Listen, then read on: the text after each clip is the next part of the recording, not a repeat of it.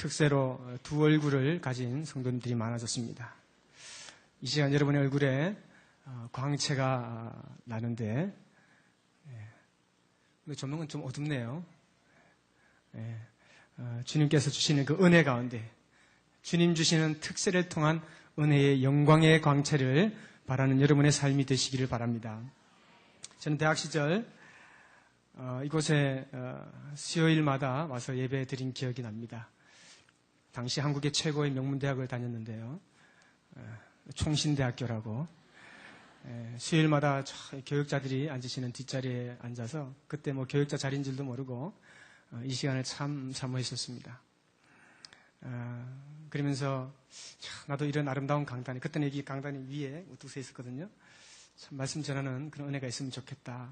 그런 작은 꿈이 있었는데 약 8년이 지나서 사랑의 교회에 입사하게 되었습니다. 입회도 아니고 하여튼 사역을 시작하게 되었습니다.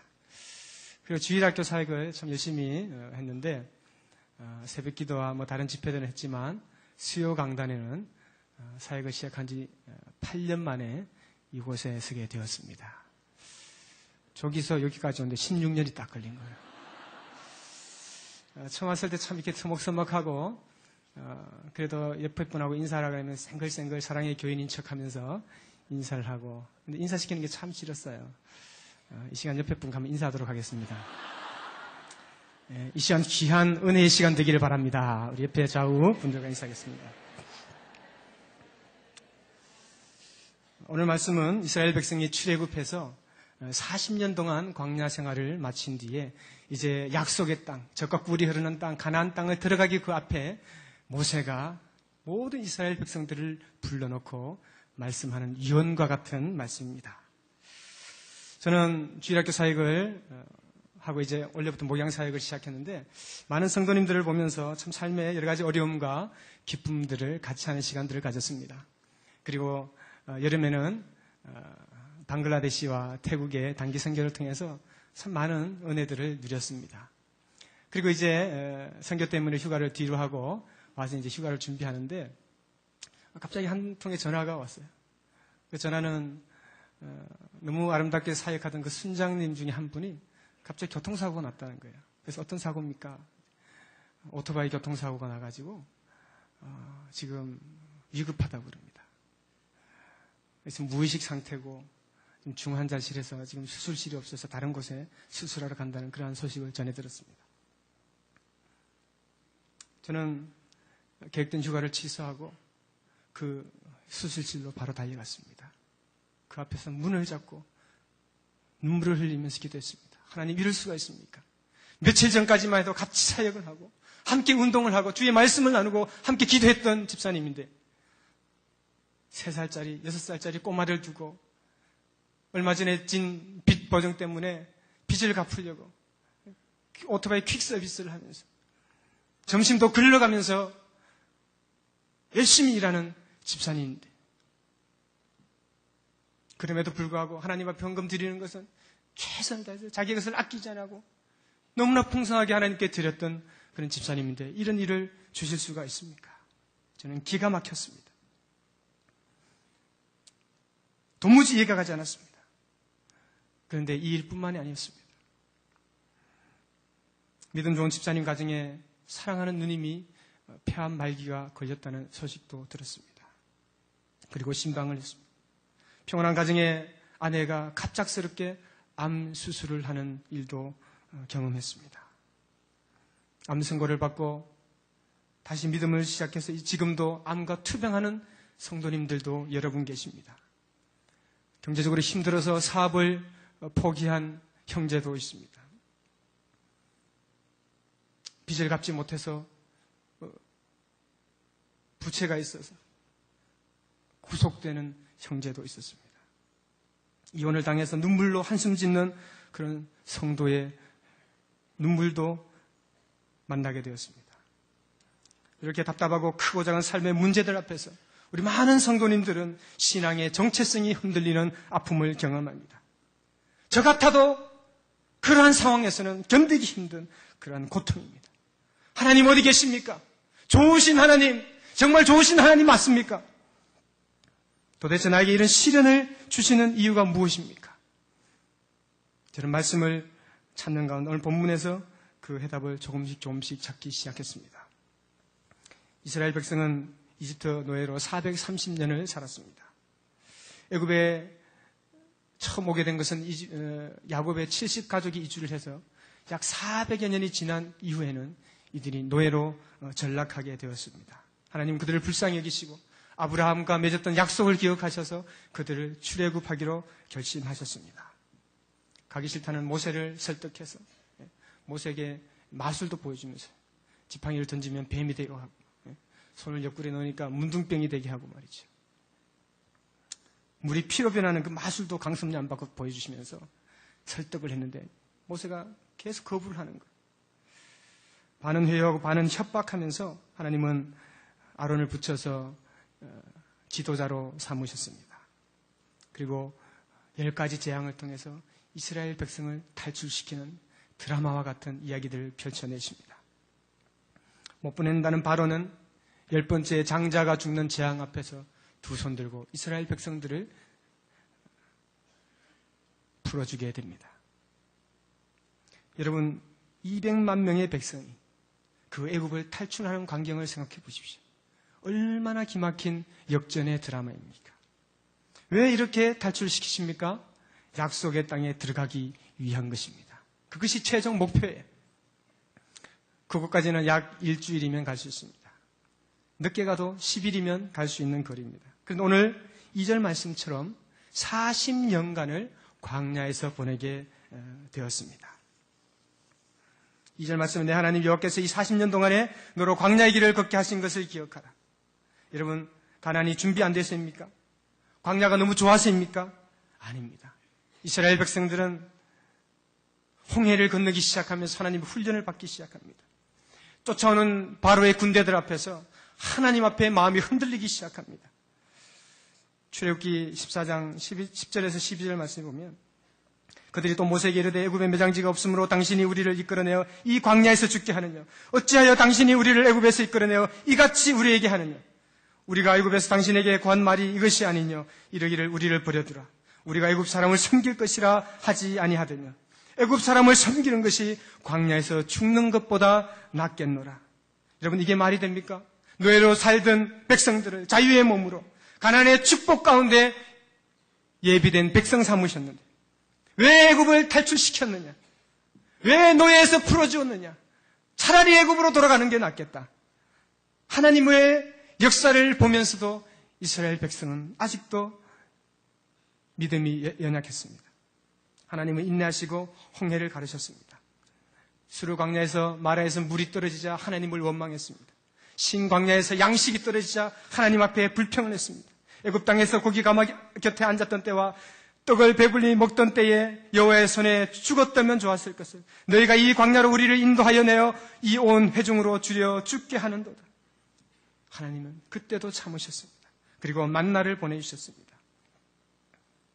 만나를 먹고 난 뒤에 그것으로 차지 않으니까 또 원망을 합니다. 우리가 애굽에 있을 때는 값없이 생선과 외와 수박과 부추와 파와 마늘들을 먹은 것이 생각나거늘 이제는 우리의 정력이 쇠약하되 이제는 정력제를 찾습니다. 이 만나 외에 보이는 것이 아무것도 없도다. 배는 게 없어요. 노예로 사는 것이 불쌍해서 출애굽시킨 것이 감사해서 찬양을 해야 되는데 순종하며 묵묵히 따라와도 부족한데 모든 순간마다 불평하고 원망하고 그 노예 생활을 그리워하니 이 백성들을 데리고 어떻게 하나님 나라를 이루겠습니까? 이런 사람은 평생 노예로 살기에 딱 맞는 아주 노예의 근성으로 찌들어 있는 하나님 나라에 어울리지 않는 구제불능의 백성들과 같습니다.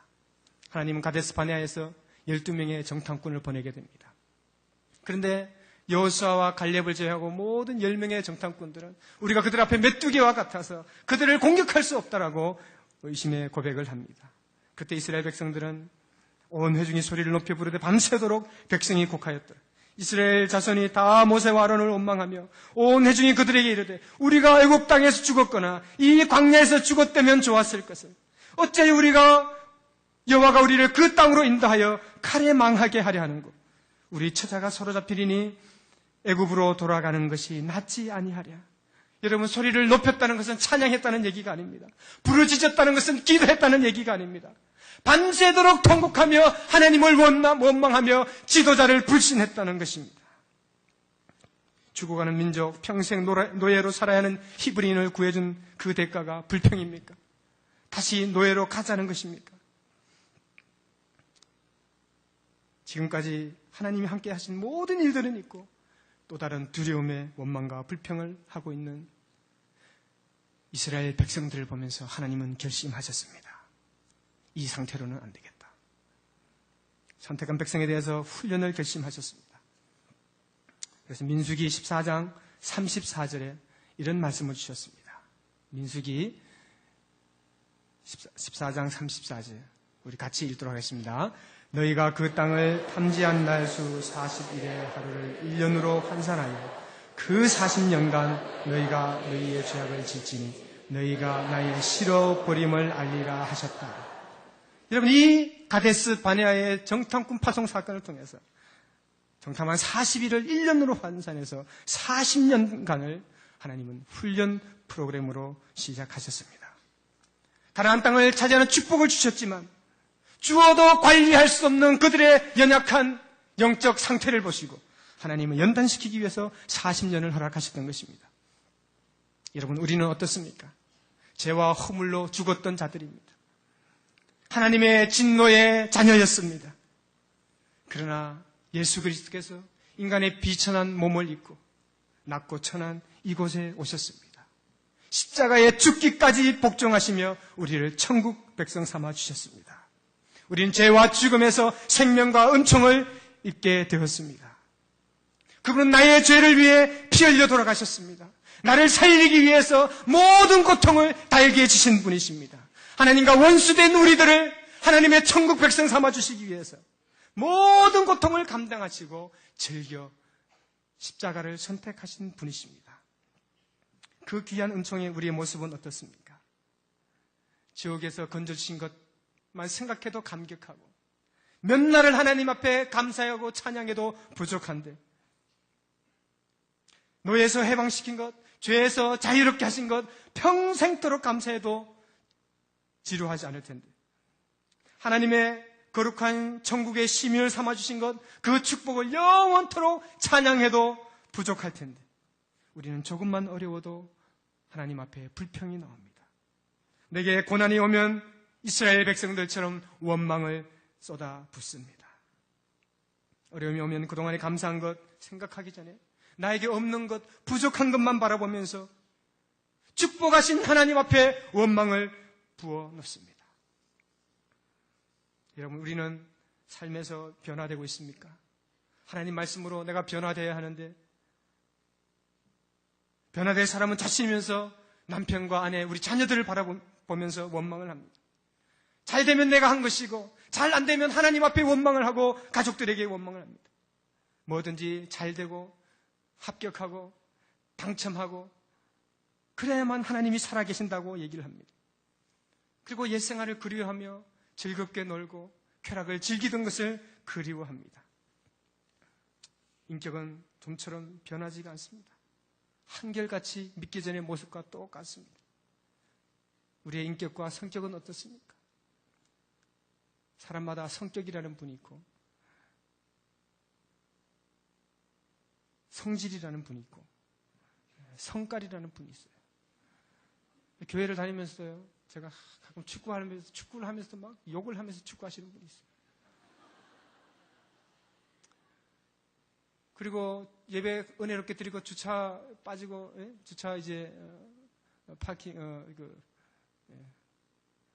차를 빼러 가는데 앞에 차가 막혀 있으니까 막 불평을 해요. 다른 게 이야기가 아닙니다. 어떻게 차를 이 따우로 됐냐고. 사전에도 없는 말을.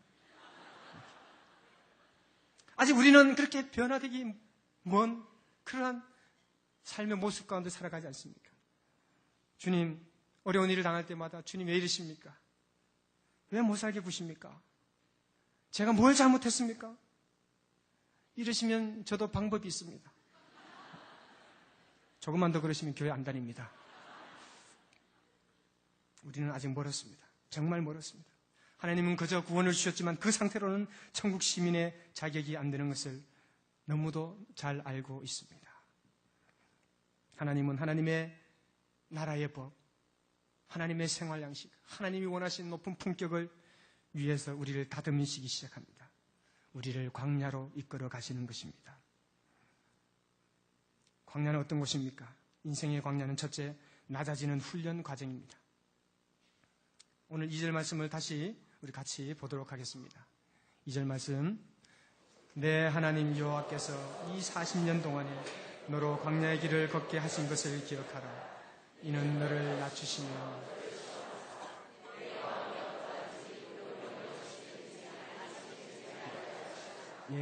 너를 낮추시며 하나님은 낮추시기 위해서, 겸손하기 위해서 광야 훈련을 하셨습니다. 이 낮추시고 겸손하는 것이 그냥 자기를 낮게 표현하는 그것이 아닙니다. 공부 못하는 애가 저 공부 별로 못해요. 그거는 겸손이 아닙니다. 당연한 거예요. 착하고 효도 잘하는 아이가 저는 부모님한테 속만 썩여요. 그러면 예쁘지만 지질이 말썽 부리고 효도 안 하는 애가 저 속만 썩혀요. 그러면 맞아야 됩니다.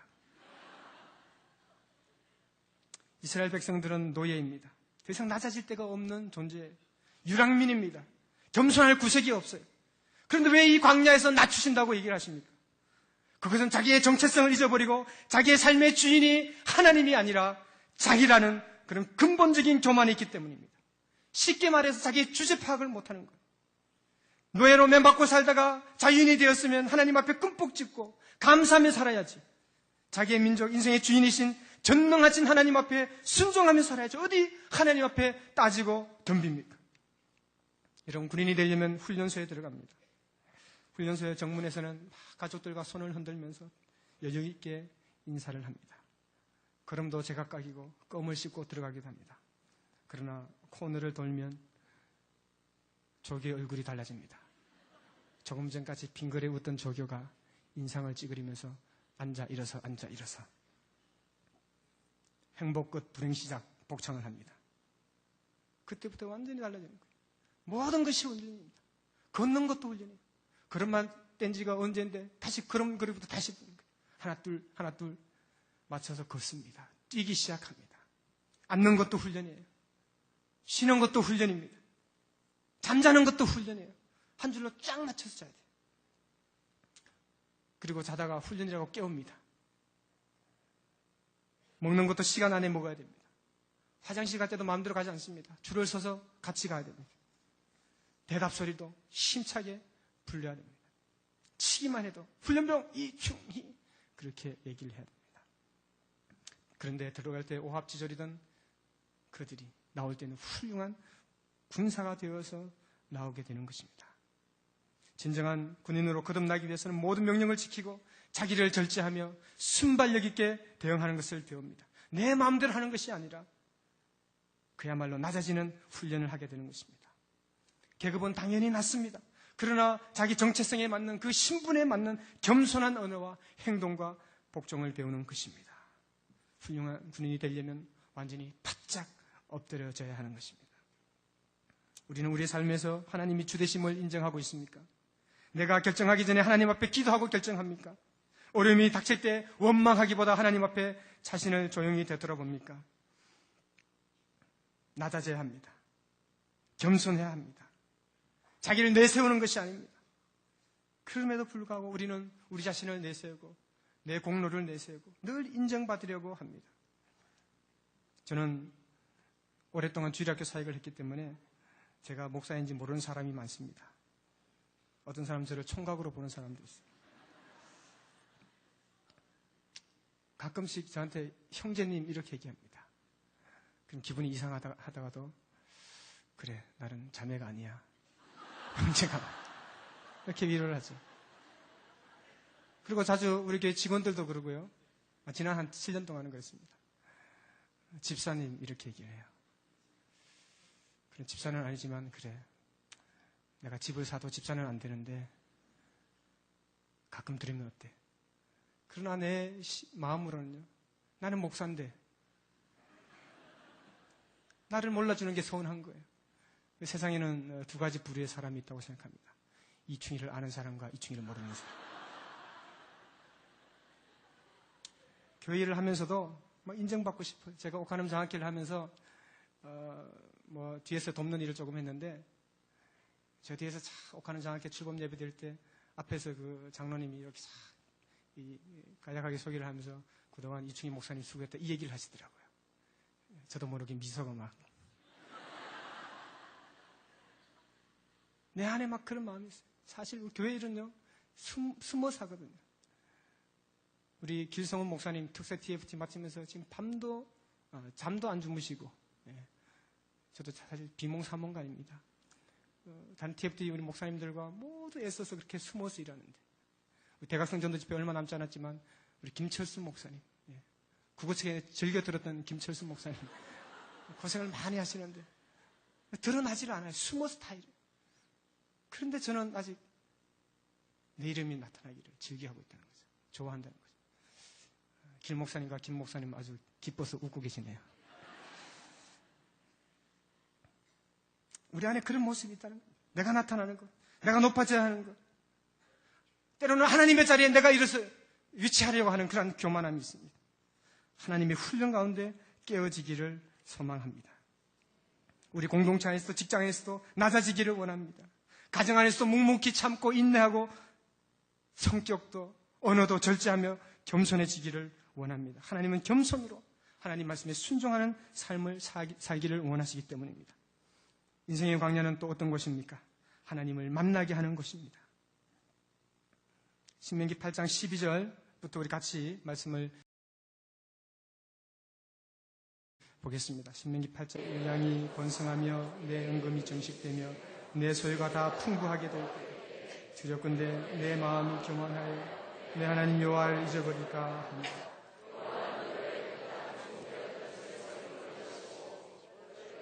네. 우리가 잘 살면 살수록, 행복하면 행복할수록 하나님의 자리가 점점 멀어질 수 있다는 것을 보여줍니다. 우리를 낮추시고 훈련하지 않으시면, 이스라엘 백성을 낮추시고 훈련하지 않으시면 가나안의 풍요한 삶을 살게 될 때 하나님을 잊어버리게 된다고 성경은 경고하고 있는 것입니다. 우리가 풍요할 때, 교만해지고 있을 때 우리에게 주신 하나님의 축복들을 누가 주셨는지 망각할 수 있다는 것입니다. 17절 18절에 보면 또 두렵건대 내가 마음에 이르기를 내 능과 내 손의 힘으로 내가 이 재물을 얻었다 할까 하노라. 내 하나님 여호와를 기억하라. 그가 내게 재물 얻을 능을 주셨음이니라. 이같이 하시면 내 열조에게 맹세하신 언약을 오늘과 같이 이루려 하심이니라.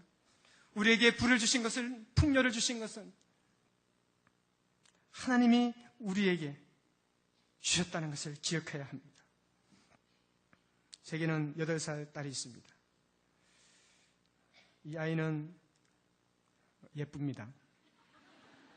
아니, 예쁘다고 생각을 합니다. 어릴 때 사람들이 이 아이를 보면서 참 아이가 천사같이 생겼다. 연예인을 해도 됐겠다. 그런 얘기를 하는 사람은 없지만 부모로서 볼 때 참 늘 이쁩니다. 그래서 집에 갈 때마다 이렇게 과자를 사가지고 가고 그러죠. 그러면 이 아이가 그것을 너무 좋아해요. 둘째 날도 과자를 가져오니까, 선물을 가져오니까 너무 좋아합니다. 내가 영특하니까 셋째 날은 당연히 오는 줄을 알아요. 안 가져가면 얘가 서운해하는 거예요. 그래서 저도 꾀가 났습니다. 세트를 사가지고 그 개수만큼 나눠가지고 사이 두고 하루에 한 개씩 가져가는 거예요. 그럼 얘는 그렇게 좋아해요.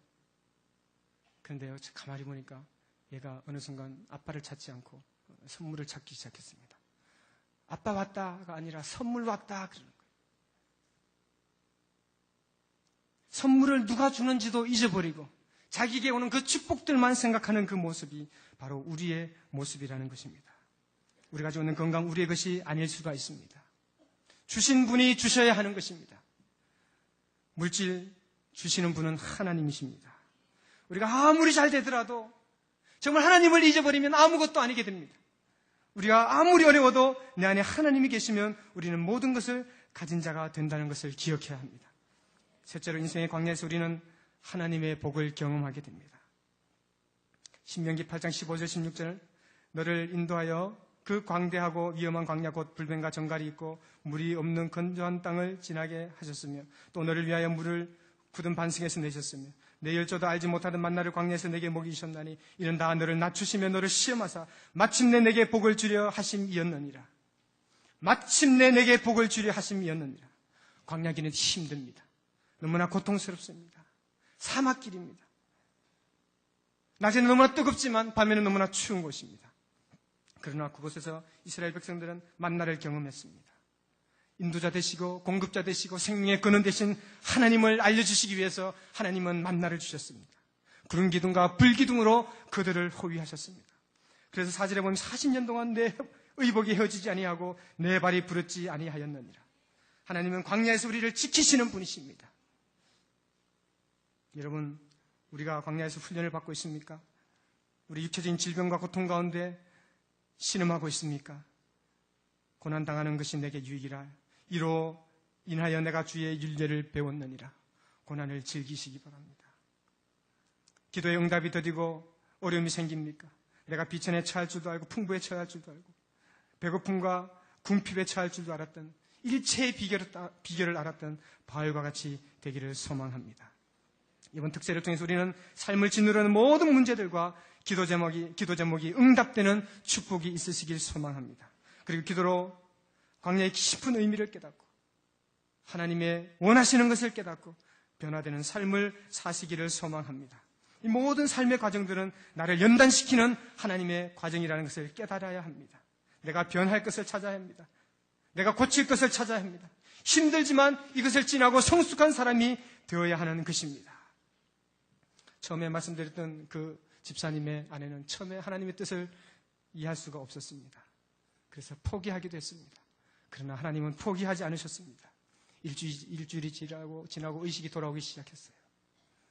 무의식 가운데서도 막 하나님을 찬양하고 기도하는 그런 모습을 발견했습니다. 그리고 의식이 조금씩 돌아오고 마비도 조금씩 풀리기 시작했습니다. 지금은 조금씩 걸어다니게 되었습니다. 태원 감사 예배를 드리면서 너무나 감동이 되고 눈물을 흘리면서 찬양했던 기억이 있습니다. 그 형제가 그래요. 집사님이 그래요. 하나님의 뜻이 있을 것입니다. 분명히 하나님의 뜻이 있을 것입니다. 이런 모든 훈련은 이유가 있습니다. 그 과정을 통해서 말씀하시고자 하는 것이 있습니다. 하나님 우리를 사랑하시되 끝까지 사랑하시는 분이기 때문에 마침내 우리에게 복을 주시기를 원하시는 분이기 때문에 이 광야를 통해서 하나님이 빚으시고자 하는 형상이 있습니다. 여러분 광야의 길을 가고 있습니까? 도대체 왜 이런 일이 생기는지 하나님께 따지고 싶습니까? 하나님은 언젠가는 우리에게 말씀하실 것입니다. 딸아, 너의 자녀, 너의 남편 때문에 힘들어한 거 내가 안다. 그것은 내가 너를 사랑하기 때문에 준 것이야. 너를 더 성숙시키고 너에게 더 큰 기쁨을 주기 위해서 허락한 고난의 광야였단다. 아들아, 사업 때문에, 진로 때문에, 홍해처럼 막힌 담 때문에, 불안한 미래 때문에 힘들어 지쳐있고 눈물 흘린 건 내가 다 안다. 너에게 더 큰 행복과 인생에 참 의미를 주려고 했던 그 뜻이 있었어.